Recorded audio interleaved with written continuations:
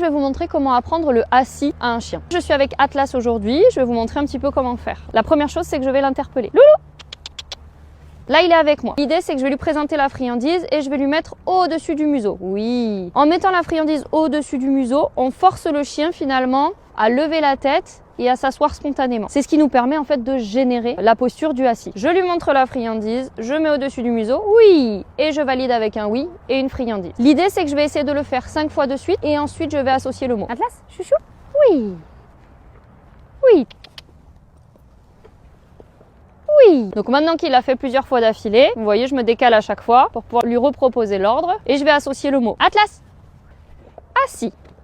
Oui. Je ne sais pas si vous avez vu, mais à chaque fois, quand il se déconcentre entre les deux demandes, plutôt que de tirer sur la laisse pour le ramener vers moi, je vais simplement l'aspirer. Donc déjà, je vais me baisser vers lui, essayer de l'interpeller et s'il résiste et qu'il est de l'autre côté, je vais essayer de l'aspirer vers moi. Oui. Super. Ça, c'est quelque chose qui est très important avec la laisse. Souvent, on a tendance à faire un espèce de mouvement de moulinet où on va tirer la laisse vers nous. Sauf que le problème, c'est qu'on a tendance à générer de l'opposition de la part du chien. On crée de la résistance, on rentre en tension avec le chien et ça, c'est pas l'idéal. Donc là, il est occupé à faire autre chose. Du coup, je vais bloquer la laisse pour éviter qu'il parte trop loin et qu'il m'emporte. Et ensuite, je vais essayer de l'interpeller. Atlas! Et vous voyez, j'ai mis juste un tout petit peu de tension avec mon corps qui commence déjà à reculer. Et là, du coup, quel est l'effet? Le chien vient vers moi et ça l'aspire.